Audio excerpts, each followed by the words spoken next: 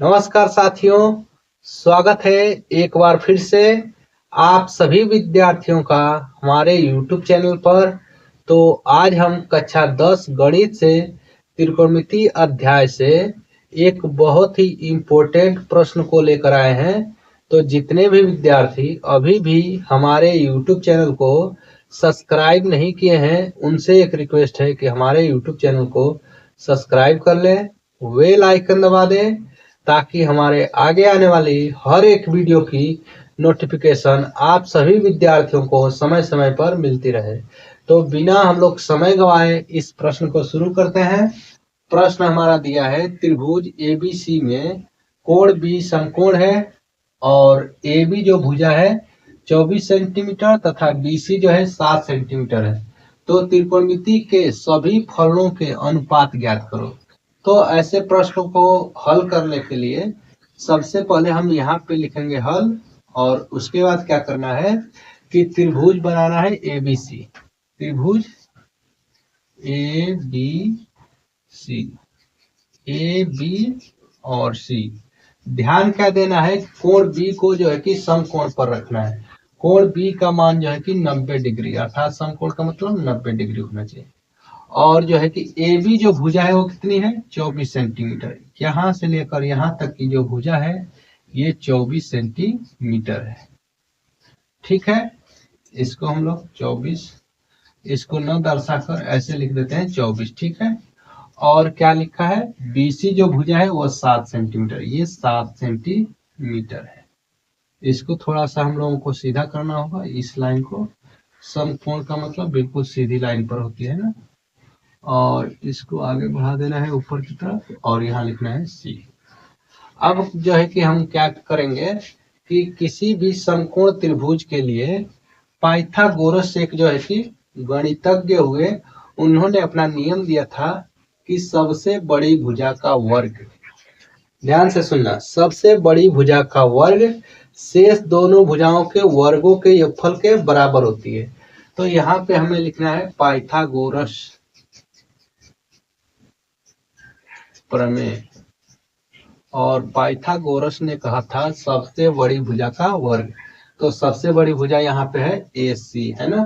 तो AC का हम लोग वर्ग करेंगे, और शेष दोनों भुजाओं के वर्गों का, शेष दोनों भुजाओं का वर्ग करेंगे। AB का वर्ग और जो है कि BC का वर्ग, शेष दोनों भुजाओं के वर्गों के योगफल के बराबर होती है। सबसे बड़ी वाली जो भुजा है, इन दोनों भुजाओं का वर्ग करने के बाद उनको जोड़ेंगे तब जाकर जो है कि सबसे बड़ी भुजा के वर्ग के बराबर होती है, ऐसा पाइथागोरस ने कहा था।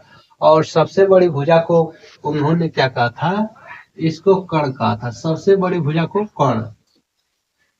और मान लो कि कोण A की अगर बात करें तो कोण के सामने की जो भुजा होती है उसे उन्होंने लंब कहा, और शेष जो भुजा बच जाएगी कर्ण और लंब को छोड़कर उसे आधार कहा।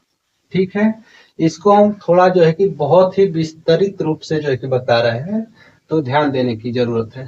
तो AC को हम लोग लिख सकते हैं कर्ण का वर्ग, AB को लिख सकते हैं आधार का वर्ग, प्लस लंब का वर्ग। ठीक है, ऐसा जो है कि हमें लिखना है। अब यहाँ से हम लोग कर्ण का वर्ग अर्थात जो है कि AC का जो है कि मान ज्ञात करेंगे। तो कर्ण का वर्ग अगर जो है ज्ञात करना है तो 24 का यहाँ आधार का वर्ग 24 का वर्ग करेंगे, फिर लंब है 7 तो 7 का वर्ग करेंगे। ठीक है, तो 24 का वर्ग आएगा 576, 576, और 7 का वर्ग आएगा 49, और कर्ण का स्क्वायर इधर लिख देंगे, ये हो जाएगा 625 कर्ण का वर्ग बराबर। अब कर्ण का मान यहाँ से अगर हम लोग ज्ञात करें तो कर्ण बराबर हो जाएगा 25, ये किसका वर्ग है, 625 का। जब यहाँ से वर्ग हटाएंगे तो ये जो है कि करणी में चला जाएगा, और करणी जो है कि वर्गमूल का चिन्ह होता है, 625 का वर्गमूल लेंगे आएगा 25।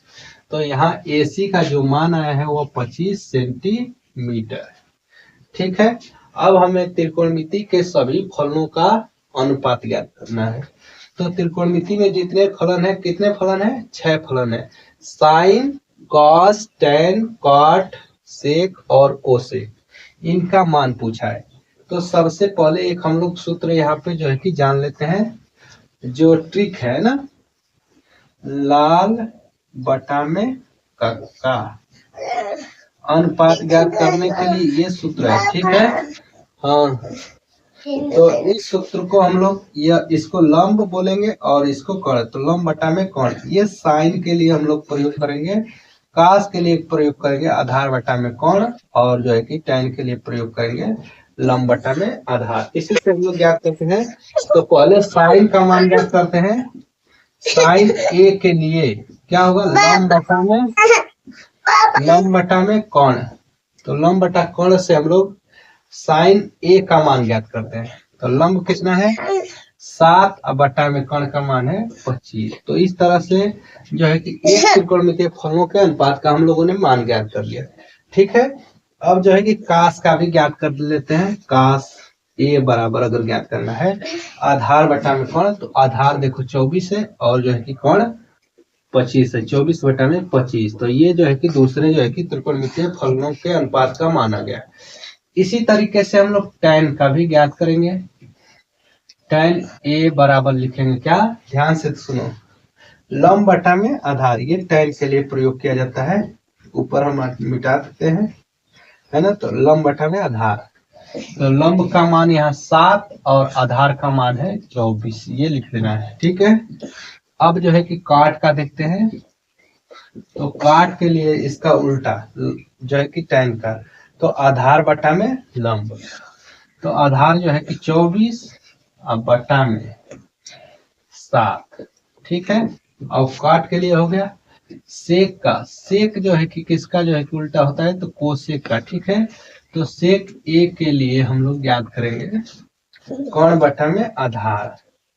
तो कर्ण का मान देखो 25 और बटा में आधार हो गया 24, ठीक है। तो ये हो गया सेक ए का मान। अब जो है कि कोसेक का ज्ञात करते हैं। कोसेक ए का, कोसेक ए के लिए हम लोग ज्ञात करेंगे तो कर्ण बटा में लंब, तो कर्ण का मान यहाँ 25 और बटा में 7। ये रहा जो है कि त्रिकोणमितीय के सभी फलों के अनुपात हम लोग आसानी से ज्ञात कर लिए। अगर यहीं पे कोण सी की बात करने लगे कि कोण सी से जो है कि ज्ञात करिए साइन ए का मान, तो साइन ए का नहीं, साइन सी का मान। तो इसके लिए देखो ध्यान से सुनो, सभी विद्यार्थी ध्यान दें। तो कोण के सामने की भुजा लंब होती है, पाइथागोरस ने कहा था, और सबसे बड़ी भुजा जो है कि कर्ण होगी हमेशा के लिए, है ना। तो ये जो है कि क्या हो जाएगी? अब ये लंब हो जाएगा और जो शेष भुजा बच जाएगी वह आधार हो जाएगी। तो यहाँ पे हम लोग साइन सी के लिए भी ज्ञात कर लेते हैं। तो साइन के लिए लंब बटा में, ये तो रहेगा मैं सब सूत्र, लंब बटा में कर्ण। तो लंब जो है कि यहाँ पे हो जाएगा 24 और बटा में कर्ण का मान 25।